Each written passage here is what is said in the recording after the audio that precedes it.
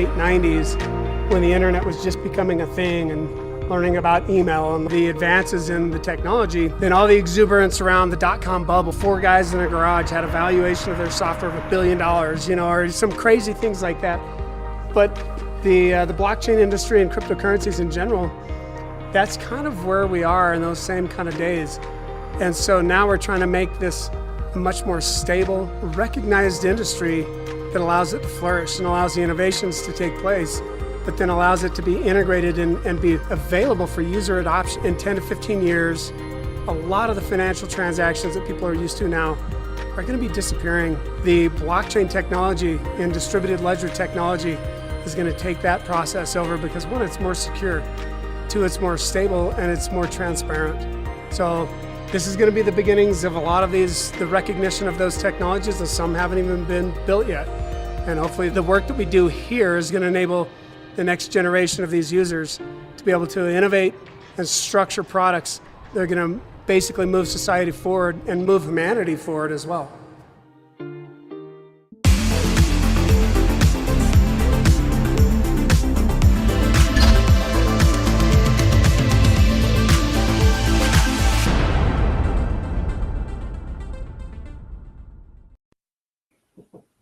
Welcome to another edition of Tilton Talks Crypto. I'm here with CEO and co-founder Aaron Tilton and Michelle Gray, Head of Customer Empowerment. Hi, Aaron. Hi, Michelle. Hello. Hey. I'm Kostas Alekoglu. About today's episode, investors have been looking into cryptocurrency in recent years due to its potential for returns and the decentralized nature of blockchain technology. But what exactly are the use cases for crypto? This episode aims to explain how digital currencies fit into our current economy and explain the various applications for crypto, some fun and some other surprising. But first of all, let's talk about some real basics. And I wanted to ask you, Michelle, if you can take us a little bit through the bog standard basic usage of crypto, which is peer-to-peer payments. Yeah, so the white paper for Bitcoin itself is titled a peer-to-peer payment network. So the basis of the current crypto movement was obviously simplifying peer-to-peer payments, getting rid of a trusted third party in the middle of payments between 2 entities, reducing costs, speeding it up, making it transparent via the blockchain. And making it, immutable, global, no borders. So obviously in crypto, the very first use case is a extremely efficient, extremely transparent and inexpensive payment mechanism. And can we just remind everybody that it's as simple as them installing a wallet on their computer or smartphone, then getting one of their relatives or friends to install a compatible wallet, and that all it takes for them to start exchanging a currency and making payments to each other. Right. Yeah. No delay, no middleman, no signing up and getting your free toaster. Do it right from your couch. Yeah, exactly. I guess the one thing that I've often heard with other people is they said, well, how do I get Bitcoin in the first place, right? Because if you've got to acquire it from someplace, either you're going to mine it, and most people don't know really anything about mining or how to get it through mining, or you've got to go buy it from another person that has it, right? So either an exchange or something like that. In the early days, it was about mining, and acquiring the Bitcoin that way, or then trading it for something else. So you've got to have something to trade it for and a way to receive it or send it. Absolutely. Yeah, actually, that's a really good point, because in the early days, it was a lot more difficult to get Bitcoin than it is now. Almost every wallet these days has some sort of fiat on-ramp, a way to buy crypto right inside of those wallets, a partner exchange or an integrated exchange. You can just right there use your credit card, debit card, or attach a bank account and buy. You've got Bitcoin in minutes. Fantastic. Now, I was wondering if we can move on and talk a little bit about the companies that offer essentially payments. They allow you to pay for their goods and services in Bitcoin and other cryptocurrencies. So, because people wonder a lot of the times, what do I do with this crypto? Where can I spend it? What can I do with it? I mean, apart from holding it, what else is there to do? So can you take us a little bit through some famous companies that offer their services or their products for cryptocurrency? Yeah, that's great. Those of us who got into Bitcoin early really got into it because it was a payment mechanism, an alternative payment mechanism. So it was really exciting to see some of the big name companies in the US and around the world start to accept Bitcoin for services. Overstock was one of the first big companies that I remember accepting Bitcoin and that I actually spent some crypto with.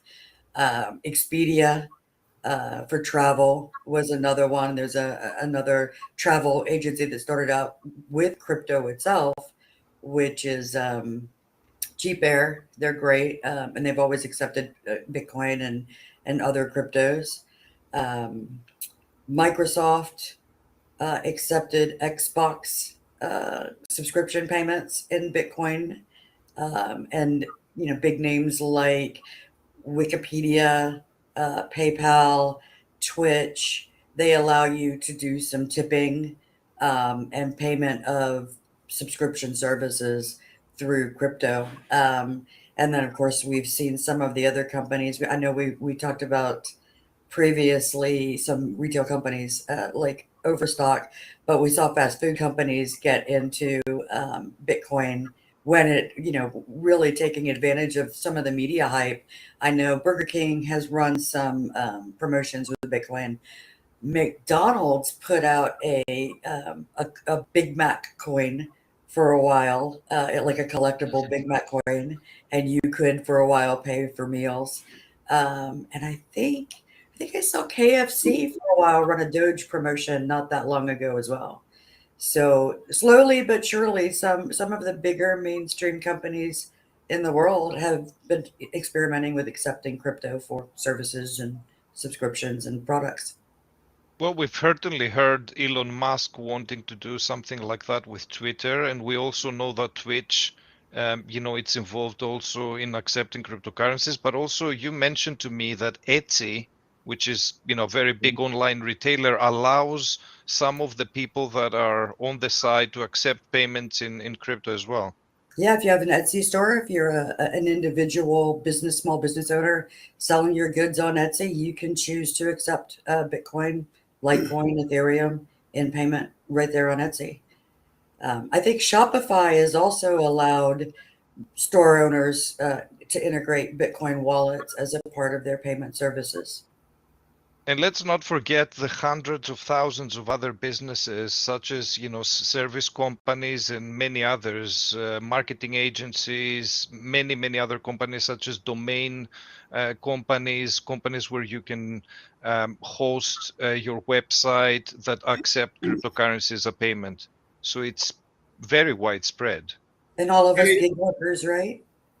yeah, I think you also mentioned Elon Musk in there, and I think they're still accepting Bitcoin for Teslas at this point, Yes. right? So cars were, And that's one of the things that we wanted to mention for sure, that you can buy NBA tickets, you can buy video games, you can buy cars, and you can buy yeah, furniture and even whole houses using crypto. Right. So yeah, very, yeah, very, very widespread. seen that before too. Now, yeah, no, absolutely. Um, Yeah, Elon Musk has flirted a lot with Dogecoin as well, but as far as I know, it was mainly Bitcoin that he was accepting for the Tesla cars. Now, moving on, it's very interesting the fact that you can actually participate in a business in a new and progressive way using crypto, and that's called a decentralized autonomous organization, or otherwise known as a DAO. Do you want to tell us a little bit, Michelle, about how this works and if there's any notable DAOs out there that we can talk about? I always thought DAOs were one of the more interesting early use cases for the crypto community. The borderless aspect of crypto lets you get involved with projects with people all over the world Yeah. without regulatory, at the time, without regulatory interference.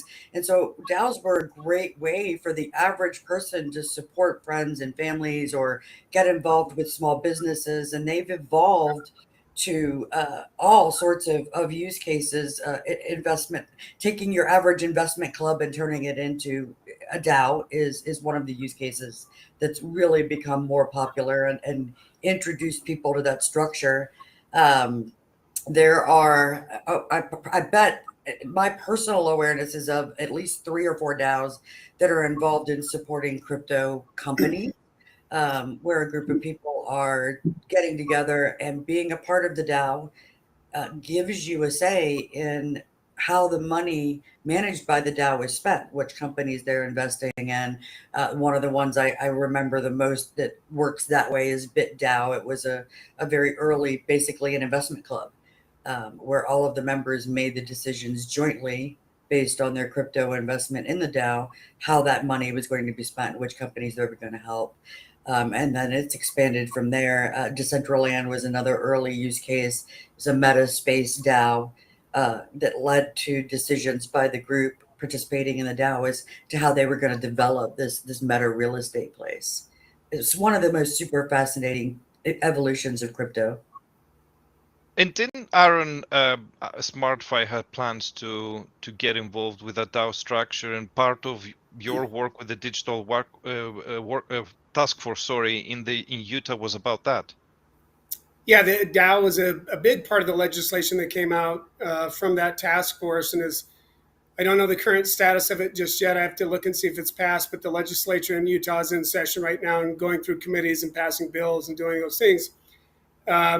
And one of the really interesting part about a DAO currently is that there really isn't a way for a government body to recognize a DAO and enforce either tax structures or limited liability structures around which, that's super important when you're talking about an entity that governs itself through membership, just like an LLC or similar to an LLC, but is totally or entirely digital, right? It exists only on a blockchain. And so that structure had to be recognized, and the tax implications of that be considered, so that there was some legal ramifications around recognizing income and all of these other things. So it's been fascinating to be part of that and watch that unfold.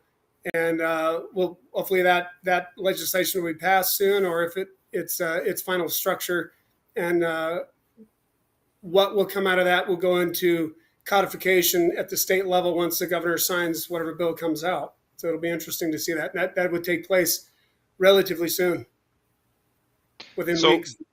Just to make it like very, very basic for people, basically being in a DAO means that if a DAO, let's say, issues a number of tokens, if you buy a certain amount of those tokens, then you have that amount of say in running of the DAO. So you can sit on a table with the rest of the people that own the other tokens, and you can either on a table or electronically, and take decision about where that company goes, and like you said before, how the money is spent. So it's a very easy way to take part in a company. It cuts through all the bureaucracy and everything else. Yeah, and I always found that exciting. In the U.S. in particular, there are regulations around who can invest in startups and companies. Those have loosened a little bit over the last decade. I'd like to think in part to the unavoidable impact that crypto has had on economies globally. But it used to be very difficult for the average person to say, "Hey, I want to be a part of this startup, this new business, support people in a third world country trying to make changes or to their lives or their community." That was a difficult thing to do. And crypto and DAOs in particular have just destroyed the walls between the average person and some of their financial goals or some of their social goals, and how they want to spend their money, and lets people come together as a force for business or for social change, which I think is really just phenomenal. And in some places, even company formation is a difficult thing, isn't it? You need a lawyer, and you need an accountant, and you need several people like this in order to be able to just go to the state and create a company, where a DAO is something that can be electronically created online, and you can have multiple participants from all over the world. Yeah, and we had Rob Lamb on here, if you remember that podcast. Yes. A while ago. Rob is a a DAO expert, and up until this point, he basically recommended to his clients that most of them form those DAOs offshore because the U.S. didn't have a way to recognize that structure, right? So tax Yes. implications and all of these other considerations were not super. Uh, it was just difficult, right? And there was Yeah. no recognition. So with the legislation that's being considered in Utah, that would change. And to his, to characterize what he had stated about this innovation, to his knowledge, the state of Utah would be the first state to have a purely DAO like or DAO structure that wasn't just a conversion of an LLC statute to a DAO structure. So it's pretty groundbreaking, and it'll be really interesting. The idea of being able to do this without an attorney, or I don't know that I would recommend that. I think there's still a lot of implications that you would want to understand if you were going to undertake a DAO formation that was going to be widely held. So it'll be a very interesting conversation as this moves along. But there are some advantages to a DAO if you have the right structure. Because, like you said, if a DAO has exactly the same structure and the same responsibilities as an LLC, it's pretty much no longer a DAO, isn't it? Yeah, that's kind of right. I mean, it doesn't have there's some autonomous nature to a DAO that Yes. needs to be preserved for some of the basic owners. There are other people that own components of the DAO for onboarding as a financial institution. Like if you just want to open up a bank account, they're not going to give you a bank account on an anonymous basis. So there are Yes. people in the DAO that would have to be basically recognized as what's called a UBO, or ultimate beneficial owner. But there are levels of autonomy when you have minority ownership that are compliant with Bank Secrecy Act and a lot of these other federal statutes that are govern the financial system and the disclosure of where this money is going to for money laundering purposes, those kind of things, or what I should say is anti-money laundering purposes, which is AML regulations. So to be compliant and exist as a good neighbor and to be able to bank yet go in and out of crypto and do these things, there are some of the structures that still have to be maintained, and that's what's being worked out. I think some of the flexibility and autonomy that Aaron was talking about that programmatically happens with the DAO that doesn't exist with current, at least in the US, current structures don't involve things like a board of directors or a shareholders meeting. Yeah. Shareholders meetings happen online. One of the great things about being a part of a DAO is that minority holders can actually group together, pool their voting shares so that they can together have as much pull as a majority owner or a UBO, a founding member of a DAO. And another thing I really, really love about DAOs is a lot of them early on were formed with very specific end goals in mind. And so they were time limited by smart contract. The voting mechanisms inside of them were for minute details of accomplishing a single goal. And then once that goal was accomplished and recorded, the DAO dissolved all on its own, which is something it's really difficult to do, and it doesn't fall within a normal corporate structure in the US. Some really great programmatic advantages to participating in a DAO, whether you launch a DAO and manage it on your own, or you're a minority holder of a DAO share. Really exciting stuff. Yeah, absolutely. Okay, fantastic. Then I wanted to move on to the next section, which is how does crypto, apply itself on something such as the area of loans and lending and borrowing. And I wanted to hear your thoughts, Aaron, because obviously, SmartFi is involved in that.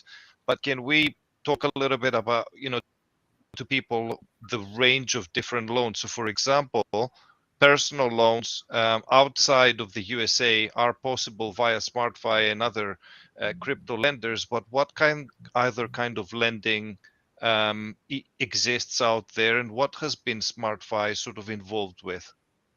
Yeah, in the early days of SmartFi, before we actually branded the name SmartFi, we were doing loans for miners in particular.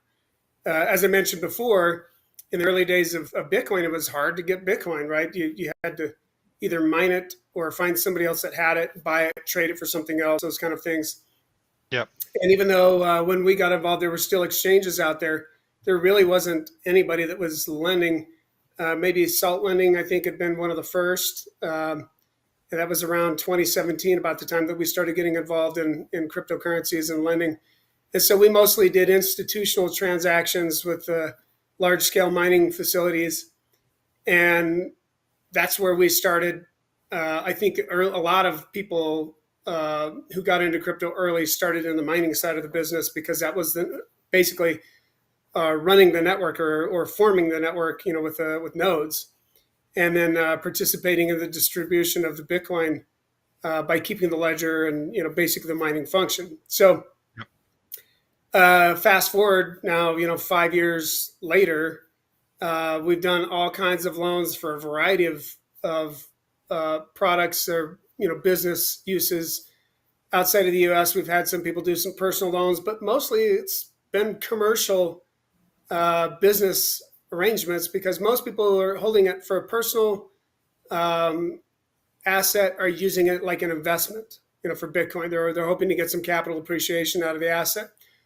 Others who are holding it on a commercial basis, they needed to use it for cash flow in their business, but they don't want to sell it, because they too also want to get the capital appreciation out of the Bitcoin in the event that it goes up. We've seen it gone way up, to almost $70,000 for Bitcoin, and then down, in the early days when we were involved, it was, $1,500 or so, something like that. Oh, wow. So that, there's a wide range. And so the people who could hold on to it longest tend to be the winner, in terms of capital appreciation.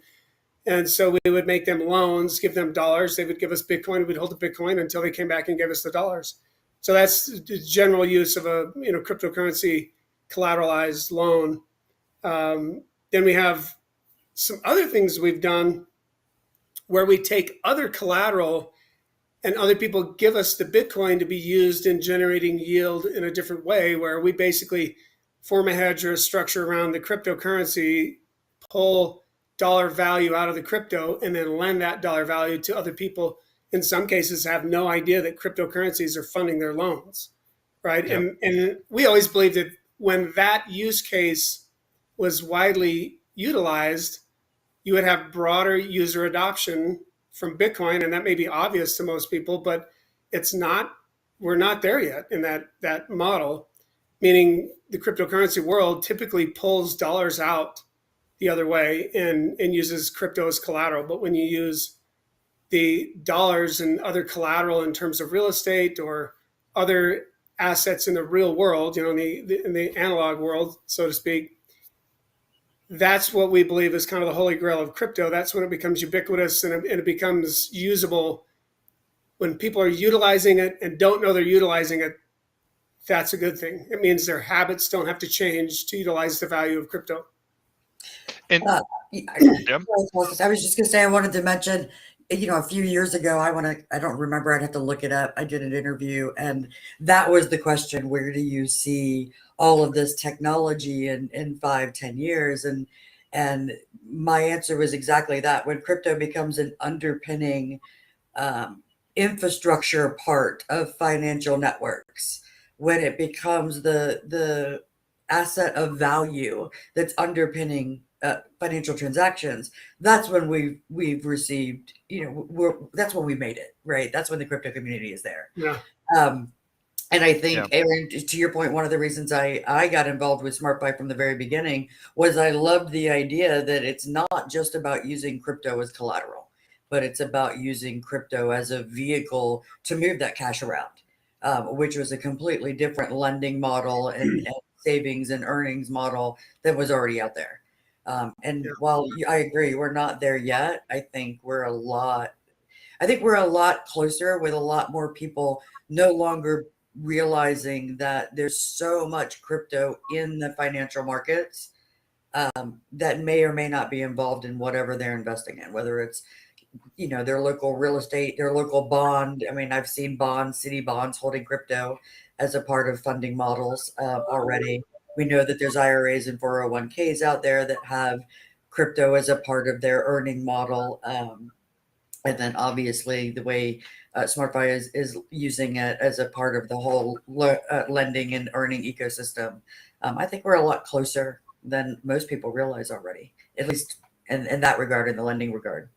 Yeah, there's still some dislocation that has to be modified. Expectations have to be kind of structured around what does that mean, right? Because most people, in their minds, they think if they're owning Bitcoin, it can go from, let's say we're at 20, what are we at, 23,500 ish, today, whatever that is, and running up to 60,000 again, or 70,000 or wherever that might be.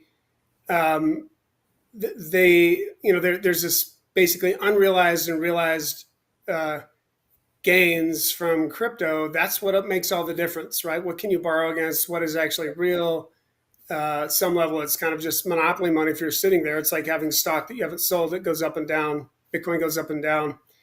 And using it as an underpinning for an asset that is not that volatile, has good characteristics. Like, for example, in our cryptocurrency portfolio, or the loans that we made with cryptocurrency value in real estate, we're the senior secured lender on a large project of 200 acres of a mixed use development that at the end of its life, probably has a value of $200 million.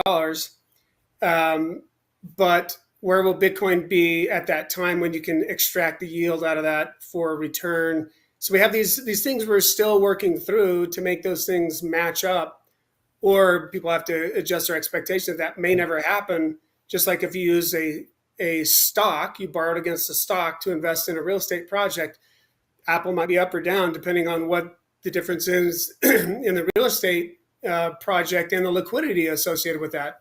Real estate is not as liquid as a stock where you could sell it on an exchange. There's no exchange for real estate, right?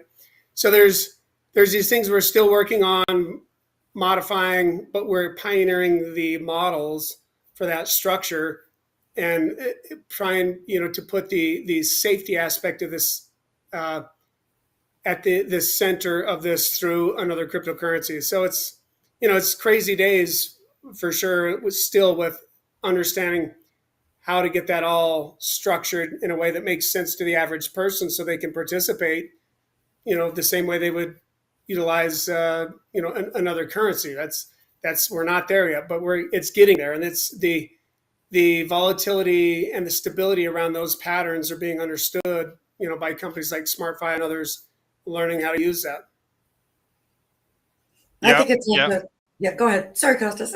No. I was just saying that Aaron made some very valid points, and what we saw there was a very important and unique use case of crypto lending real estate. Right, and I mean, you have to start somewhere, right? We have to lead the way. The people who are understanding that Bitcoin, crypto in and of itself is not a single thing; it's an entire economy. And those people who are in it for fiat gains, looking at price run-ups, that's just a part of the crypto economy, right? The purpose of us talking here today is all of these other use cases, and all of those companies that took that leap forward to say, oh yeah, we'll accept crypto in return for our services, are in and of themselves imagining a world where this asset or this group of assets has its own value that's unrelated specifically to the dollar. And I think what SmartFi is doing with real estate, what individuals and smaller companies have done, where they've kind of used on a smaller scale that model to say, okay, I've got this crypto, but I don't want to sell it. I know it's worth XYZ now, but it could be worth this later. I'm gonna start my whole business based on this, or I know gig workers who went all in and they were billing in crypto, in the beginning based on the fiat price, whatever the price was. But some of them have moved on to that to say, okay, from now on, my services are worth, half a Bitcoin a month or a quarter of a Bitcoin a month. And this where we are right now for me is super exciting, because that's the realization that there's more to crypto than just trying to make a little extra fiat, trying to catch those gains, right? Yeah, and It's very speculative in that sense where if you're using Bitcoin, Ethereum, or something else like that to make your investments in on that, that home currency, if you're using that as your home currency, one day you could be down, 70% in your portfolio. The next day, or a month later, you could be up 90%. So the timing is interesting, and how that interacts with an asset like real estate that is fairly constant and typically tracks a little better than inflation, right? So it's an interesting world to be in, and certainly there are some things that we're learning that we think are kind of the secret sauce, and some of this that are playing out. So Okay, fantastic. And to move on, there is also another big area which crypto has affected, and that is charitable giving. I mean, one of the most impressive examples of that we saw lately was Binance giving $100 to all its users in Turkey and Syria after as a basically as a relief for the earthquake that happened there recently. So, but this is not the only case of charitable giving through crypto. So, do you want to talk to me about your experiences, Michelle and Aaron, about sort of charitable giving in this area and how it has affected things?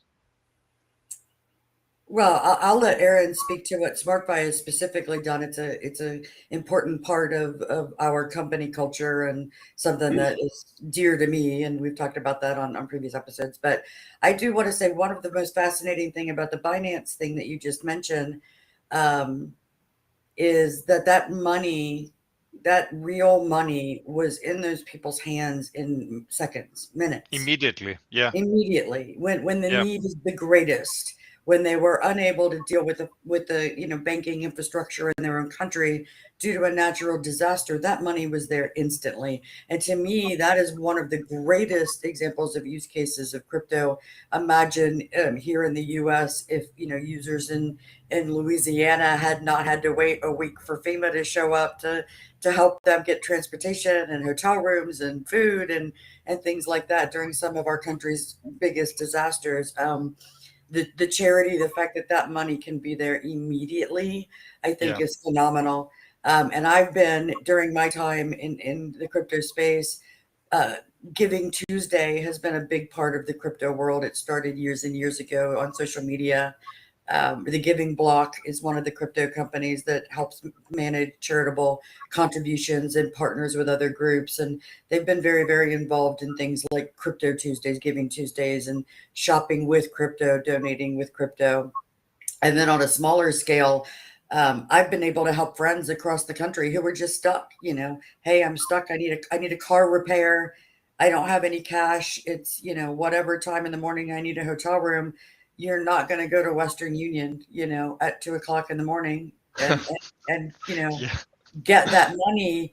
But now I can send money instantly, and somebody can hit a local ATM. Surprisingly, there are lots and lots of crypto ATMs and retail locations where you can sell that crypto immediately for cash if you need to, or you can go on something like Cheap Air with that crypto right then in an emergency, book a hotel room, book a flight. So the charitable giving thing is actually one of the most personal, impactful, peace of mind parts of crypto that I've personally been able to enjoy and see the benefits of. yeah. Aaron, do you want to tell us a little bit about the experience that SmartFi had so far? I mean, obviously, we know that there's a bunch of other big companies involved: Save the Children, Cancer.org, the American Cancer Society. They all accept now donations in crypto. But I know that this is something very close to your heart, Aaron. So, do you want to tell us a little bit about how you came up with this idea for SmartFi to get involved and what stuff you've been up to? yeah, I guess it stems from a belief that we have and a culture that we have as a company that regardless of how much money we make or what we do in terms of our own uh, gains from crypto and from the business side of things, it really means nothing if you can't improve the lives of other people and help them along the way, right? It's kind of a selfish perspective to have to basically not give or enable other people to improve their lives when we're able to enable, or give improvement to our own lives through crypto and through the ecosystem that we're helping to build. So I always feel like it's important to give back, and fortunate that we have the experience to be able to do that. In some cases, like they're kind of exotic locations that we've done previously, like with Guatemala, where we went to a school and put water and electricity into a school and to a kitchen that they had there, and it was a pretty humbling experience to be there and see life that way. I'd never been to a place that was that kind of third world, right? And but in other places, you don't have to go to Guatemala to find that. You can find that right in your own backyard. And so we've done other things with Thanksgiving Heroes, where we donated some resources there to basically provide Thanksgiving meals to people who are homeless. We just randomly have done things with other people that we have the same ideology. With Joseph, who was working with us for a while, I think there's some clips there you're showing, and it just feels good. It's the right thing to do. That when you have more than you need, you can give and help other people with their situation. So some of that's come in the way of formal things that we've done with other charitable organizations that are 501c3s, and some of it's just random things. When we see somebody in need, we just do it. So it's been great. And it's also probably worth noting at this stage that there's also been examples where, people have been in war or in very difficult situations of discrimination, like in Afghanistan, where, many women are not allowed into the banking system. So there are a lot of use cases out there which we haven't mentioned today. And because we found it impossible to fit everything in one episode, I think we'll commit to do another one where we explore use cases in things such as heavy industry, mining. There's so many more areas that we can talk about where crypto has basically infiltrated and improved people's lives, and the possibilities of them dealing with things. So I wanted to thank you very much, both of you, Aaron and Michelle, for taking part today and for giving us all this amazing information, and book another meeting with you to discuss use cases for crypto adoption number 2. Sounds good. Look forward to it. Me too. I'm in. Okay, fantastic. Well, thank you very much. And thanks to everybody who's been watching and all of our community. Please like and subscribe to our podcast. And we hope to see you again in 2 weeks' time. Thanks, Costas.